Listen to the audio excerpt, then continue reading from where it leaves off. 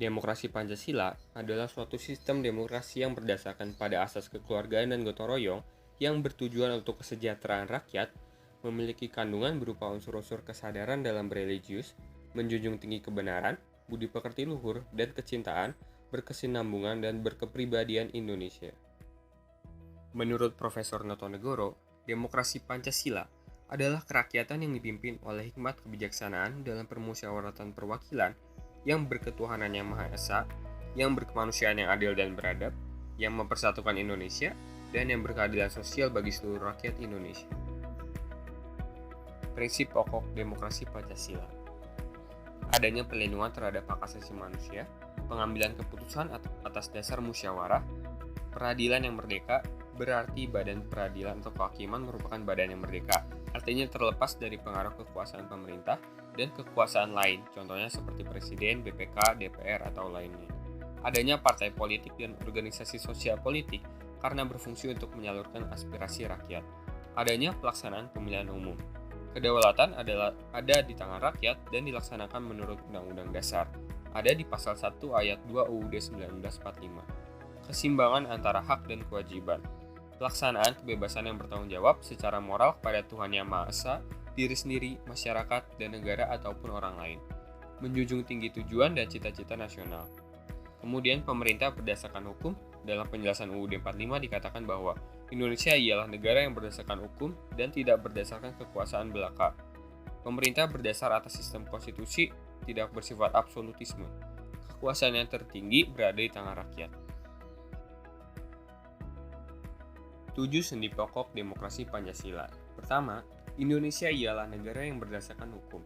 Kedua, Indonesia menganut sistem konstitusional. Jadi pemerintah berdasarkan sistem konstitusional itu tidak bersifat absolutisme. Jadi sistem konstitusionalnya lebih menegaskan bahwa pemerintah dalam melaksanakan tugasnya dikendalikan atau dibatasi oleh ketentuan konstitusi. Kemudian ada MPR sebagai pemegang kekuasaan tertinggi negara yang merupakan representasi dari rakyat. Kemudian, Presiden adalah penyelenggaraan pemerintahan tertinggi di bawah MPR.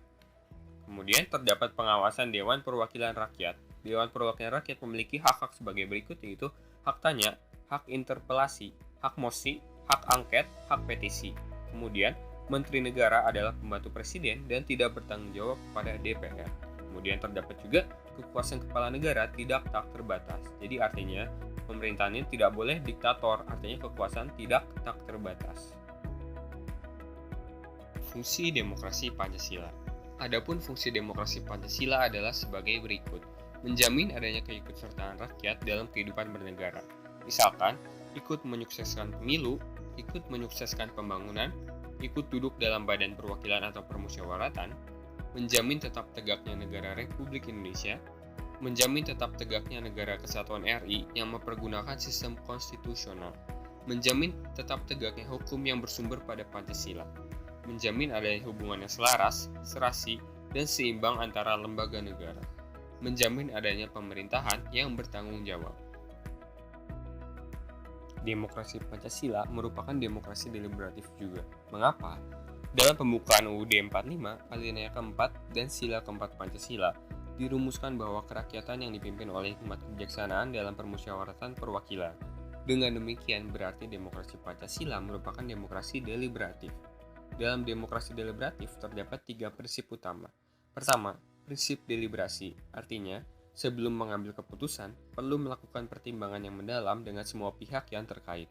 Kedua, prinsip reasonableness, artinya dalam melakukan pertimbangan bersama, hendaknya ada kesediaan untuk memahami pihak lain dan argumentasi yang dilontarkan dapat dipertanggungjawabkan secara rasional. Ketiga, prinsip kebebasan dan kesetaraan kedudukan, artinya semua pihak yang terkait memiliki peluang yang sama dan memiliki kebebasan dalam menyampaikan pikiran, pertimbangan, dan gagasan secara terbuka, serta kesediaan untuk mendengarkan. Sesungguhnya, demokrasi Pancasila sudah diterapkan pada masa Orde Baru. Namun, dalam pelaksanaannya terdapat pelanggaran-pelanggaran sebagai berikut.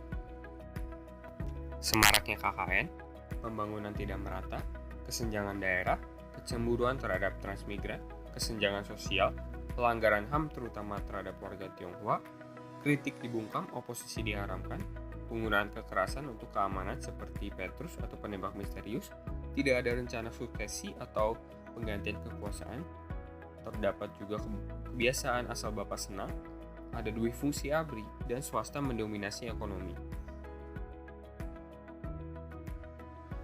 Pada masa reformasi, demokrasi Pancasila sudah membaik dalam pelaksanaannya. Pemilu yang dilaksanakan jauh lebih demokratis dari yang sebelumnya.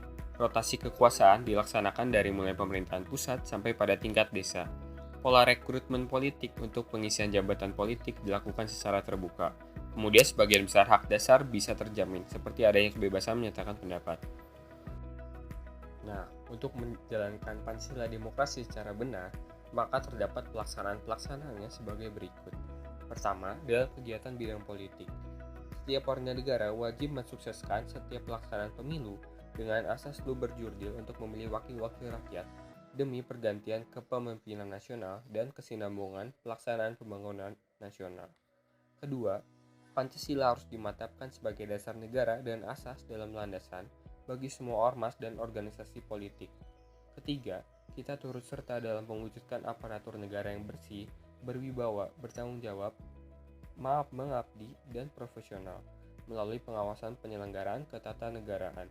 Keempat, media massa, sarana komunikasi, dan sarana penerangan lain dimanfaatkan agar mampu menggugah peran serta rakyat serta dapat berfungsi positif terhadap upaya mengoptimalkan kesadaran politik rakyat dan memeratakan manfaat pembangunan di segala bidang.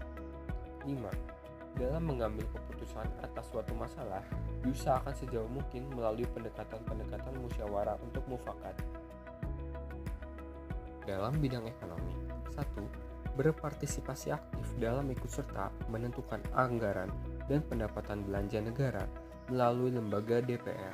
2. Mewujudkan perekonomian rakyat berdasar atas asas kekeluargaan dalam bentuk koperasi, swasta, dan BUMN, serta tetap mau dan mampu bekerja sama di antara semua pelaku ekonomi. 3. Mengusahakan dan memanfaatkan sumber-sumber kekayaan alam, baik yang potensial maupun yang efektif untuk kesejahteraan, yang dapat dinikmati secara merata oleh seluruh rakyat Indonesia. Dalam bidang sosial budaya, terdapat juga beberapa pengamalan yang penting. Pertama, mengusahakan tingkat kemajuan penduduk dan pendidikan yang merata untuk menciptakan sumber daya manusia yang berkualitas, maju, dan mandiri. 2. Memanfaatkan unsur-unsur budaya asing yang positif dan menumbuh kembangkan kebudayaan nasional untuk kemajuan dan memperkaya khazanah kebudayaan nasional dengan tetap berpedoman pada nilai-nilai luhur Pancasila. 3. Ikut aktif ambil bagian dalam kesempatan pelaksanaan pembangunan nasional melalui wadah-wadah organisasi kepemudaan atau profesi seperti OSIS, PMR, Pramuka, Karang Taruna, KMPI, dan sebagainya. Kemudian 4. Menumbuhkan rasa solidaritas bersama-sama pemerintah dan masyarakat dalam memberantas dan mengentaskan kemiskinan, kebodohan, dan lain-lain. Mengapa demokrasi itu penting? Pertama, terdapat persamaan kedudukan di muka hukum. Hukum mengatur bagaimana seharusnya penguasa bertindak, bagaimana hak dan kewajiban dari penguasa dan juga rakyatnya. Kemudian, semua rakyat memiliki kedudukan sama di depan hukum. Artinya, hukum harus dijalankan secara adil dan benar. Hukum tidak boleh pandang bulu. Siapa saja yang bersalah dihukum sesuai ketentuan yang berlaku. Kedua, terdapat partisipasi dalam pembuatan keputusan. Dalam negara yang menganut sistem politik demokrasi, kekuasaan tertinggi berada di tangan rakyat dan pemerintah dijalankan berdasarkan kehendak rakyat. Aspirasi dan kemauan rakyat harus dipenuhi dan pemerintah dijalankan berdasarkan konstitusi yang merupakan arah dan pedoman dalam melaksanakan hidup bernegara. Ketiga, distribusi pendapatan secara adil. Di negara demokrasi, semua bidang dijalankan berdasarkan prinsip keadilan termasuk di bidang ekonomi. Semua warga negara berhak memperoleh pendapatan yang layak. Pemerintah wajib memberikan bantuan pada fakir miskin dan yang berpendapatan rendah, sehingga diharapkan terjadi distribusi pendapatan yang adil di antara warga negara Indonesia. Keempat, kebebasan yang bertanggung jawab. Jadi terdapat kebebasan beragama, kebebasan pers, kebebasan mengeluarkan pendapat, dan kebebasan berkumpul. Dampak kehidupan yang tidak demokratis. kehidupan demokratis penting dikembangkan dalam berbagai kehidupan. Apa akibatnya bila karakteristik negara yang demokratis tersebut tidak dijalankan? Karena jika kehidupan yang demokratis tidak terlaksana, maka asas kedaulatan rakyat tidak berjalan, tidak ada jaminan HAM, tidak ada persamaan di depan hukum. Jika demikian, justru akan semakin jauh dari tujuan mewujudkan masyarakat adil dan makmur berdasarkan Pancasila. Bila warga negara tidak diperlakukan sama di depan hukum, tentu akan merasa diperlakukan tidak adil. Kepercayaan terhadap lembaga-lembaga peradilan menjadi menurun, bahkan tidak ada.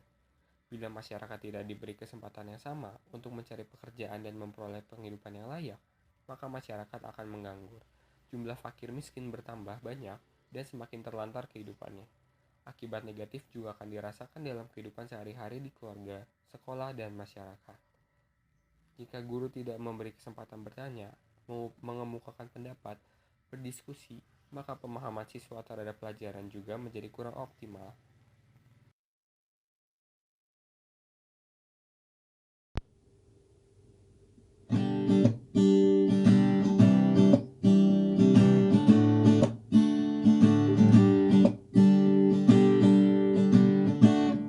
Indonesia negeri kita tercinta, banyak suku dan budaya, tapi kita tetaplah satu bangsa karena Pancasila. Apapun agamanya, siapapun orangnya, yang penting bisa hargai sesama. Dengan demokrasi, dengan Pancasila, semua adil, damai, sejahtera. Ayo teman-teman, kita bersatu semua. Apapun halangannya, kita jangan menyerah. HAM kita hormati, sampaikan aspirasi. Siapapun yang berkuasa, rakyat tetap awasi. Ayo teman-teman, kita bersatu semua. Apapun halangannya, kita jangan menyerah. Hukum junjung tinggi, UUD 45, perjuangkan demokrasi Pancasila.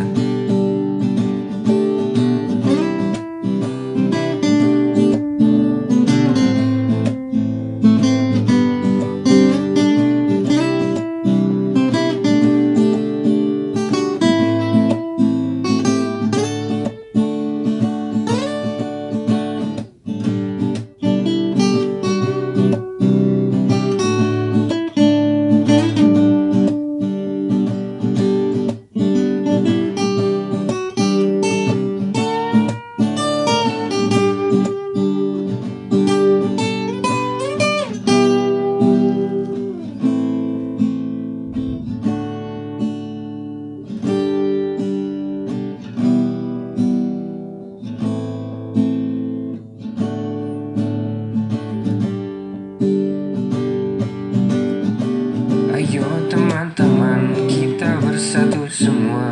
Apapun halangannya, kita jangan menyerah. HAM kita hormati, sampaikan aspirasi. Siapapun yang berkuasa, rakyat tetap awasi. Ayo teman-teman, kita bersatu semua. Apapun halangannya, kita jangan menyerah. Hukum junjung tinggi, UUD 45, perjuangkan demokrasi Pancasila.